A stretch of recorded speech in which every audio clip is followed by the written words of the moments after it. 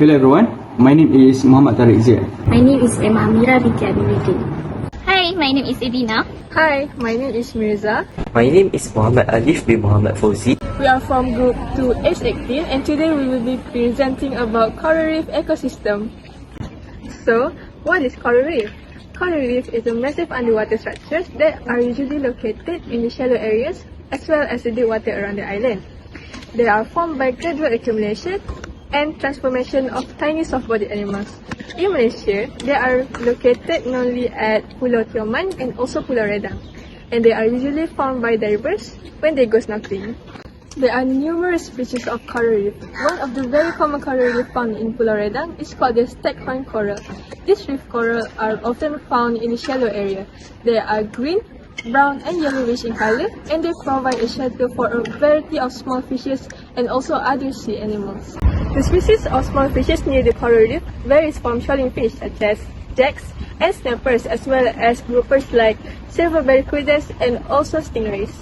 There have been a few times where divers have spotted a big shark at one of the most popular dive sites in Pulau Redang, which is the Big Mount. So, do you guys know that coral reef is an animal too? Most people will mistake them as a plant because they have a branch-like features. However, based on one of the shared research biologists, which is Dr. Rose Cunning, he said that coral reef is also an animal because they have a plant-like cell living inside of it. Now that we have gained knowledge about the unique underwater ecosystem, let us discuss its immense significance towards the ocean.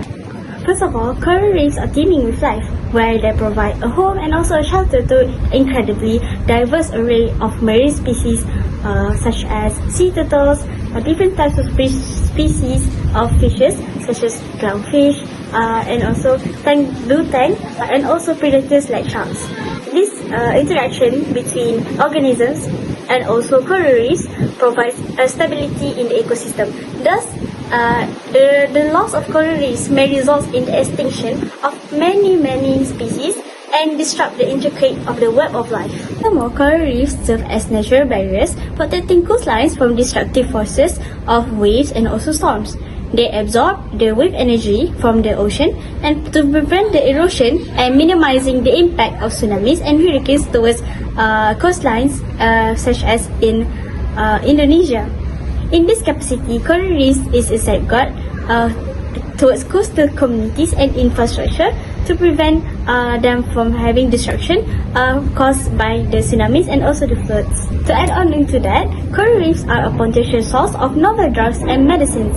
Organisms living in these ecosystems have developed unique chemical compounds for survival, some of which have been used in the development of pharmaceuticals. The destruction of coral reefs could mean the loss of these valuable resources. To add into the tourism and recreation aspect, for many people, coral reefs are not only the sources of income but also places of recreational and aesthetic value. They offer opportunities for relaxation, exploration, and a connection to the natural world, enriching the lives of individuals and also communities. To set an example, I personally have been into scuba diving and also snorkeling with my family. We went to an island that is full of various beautiful and colors of coral reefs that we were attracted to. We went snorkeling for days, and for me, it is truly the jewel of our oceans, and it is very important for the living peace of ourselves, where we maintain it by going to these places. Okay, so next I will explain about problems that were faced by coral reefs. So pollutions in the ocean are discharged from sewage treatment plant, coastal development, agricultural and deforestation activities. So this pollution contains chemical, oil, debris and nutrient which promote rapid growth of algae and could potentially cover up the coral structure. So excessive coral harvesting and mining for jewelry, aquarium trade and curious could harm the coral species and reduce its biodiversity. So this is because the skeleton framework of the coral, which is removed for coral harvesting and mining, takes a long time to grow back, which is around 100 to 1,000 years. So this activity also affects the fish habitat because coral reef is a vital part of the fish ecosystem. So as we all know, global warming is a major issue and a major threat not only for human but also for the animals in the ocean. So global warming causes coral to lose microscopic algae which produces food for the corals. So without these algae, coral will not get food, and coral will also undergo a condition known as coral bleaching. So coral bleaching is a condition where a coral will lose their colors. So other than that, a dangerous fishing method that damage coral is known as blast fishing.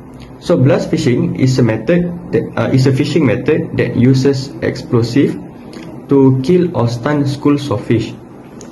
So this practice destroys the coral skeleton and reduces the recovery and the survivability of the coral ecosystem. So these destroyed corals will form rubbles in the ocean and will cover up the entire seafloor. So this also reduces the coral ecosystem and also the fish habitat.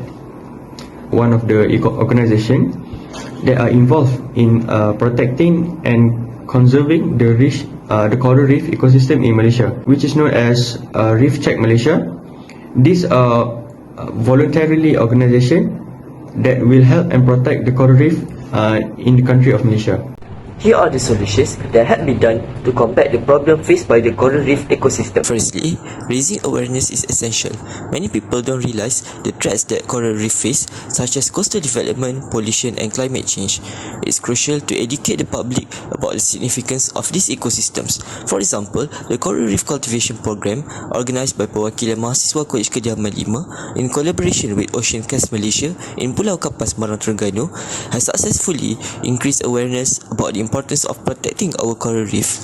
The impact of such programs is that they encourage individuals to make environmentally friendly choices, like avoiding harmful sunscreens which harm our reef. The second solution is reef restoration. This broad term encompasses various methods used to rebuild damaged coral reefs, ensuring their health and sustainability. These restoration efforts provide shelter and habitat for countless marine species. A remarkable example of this is the Malaysian Marine Park Department's achievement in planting 8,300 corals across the country's 6 marine parks, including Pulau Dedang, Pulau Perhentian, Pulau Tinggi, Pulau Tioman, Pulau Paya and the Marine Park Federal Territory Labuan. This initiative took place during the 10th anniversary of the Jabatan Taman Laut Malaysia and World Ocean Day 2017 celebration. The impact is not only the restoration of nature for ecotourism, but also preventing species from extinction and regenerating damaged coral reefs due to natural disaster. Effective law enforcement is another vital solution. By implementing fines and penalties, we can deter activities that harm coral reefs, such as illegal fishing or poaching. This ensures that individuals and organizations follow conservation regulations and respect marine protection areas or MPAs. For instance, Malaysia's Tunku Abdul Rahman Marine Park is a shining example of this. The Akta Perikanan, a Fisheries Act, plays a crucial role in regulating and protecting these precious ecosystems. The impact is resource management, scientific research and the prevention of disruptive practices. Lastly, biotechnology offers a unique solution. Bioremediation, which uses microbes and bacteria to remove contaminants, pollutants and toxins from the environment, can be applied to help coral reefs. For instance, genetically modified Pseudomonas putida can be used to treat oil spills, preventing the suffocation of coral reefs due to lack of sunlight. These modified bacteria produce dioxygenase, which break down harmful substances. It's an innovative way to combat the threats to coral reefs using science and technology. Lastly, I want to share with you guys the importance of conserving coral reef ecosystem. First, as a coastal protection. As we know, coral reef ecosystem observe wave energy and contribute to the reduction of coastal erosion. They reduce damage in the event of storm, hurricanes and other cyclones, as well as to some extent the energy of tsunamis. In doing so, they can protect both the ecosystem between the corals and the reef, such as lagoons with the Green Dead Sea, as well as human settlements along the coast. Secondly, as a food resource. A large proportion of this human population living in the developing countries and island nations, therefore, depend to a large extent on food taken directly from reef waters. Besides that, reef animals also the most important source of proteins. Last one, as a tourist attraction. Local economies benefits from billions of dollars from visitors that come to admire their reef ecosystem. They attract divers, free divers, recreational fishermen and lovers of white sandy branch. As you know, in many small islands, more than 19% of new economic development depends on this coastal tourism. To sum up, coral reefs are our national treasure that should be protected. As we mentioned earlier, the coral reefs are providing shelters for various marine species, source of novel drugs and medicine, and contributing towards the ecotourism and boost economics of Malaysia. On top of that, coral reefs also function as coastal protection, food resources, and barriers for coastlines. We should be aware of the problems that are faced by coral reefs, which include pollutants from industrials and human activities, excessive coral harvesting, global warming, and dangerous fishing methods. Therefore, we may overcome these issues by raising awareness, reef restoration, law enforcement, and biotechnology application. Hope you find this video useful. Goodbye!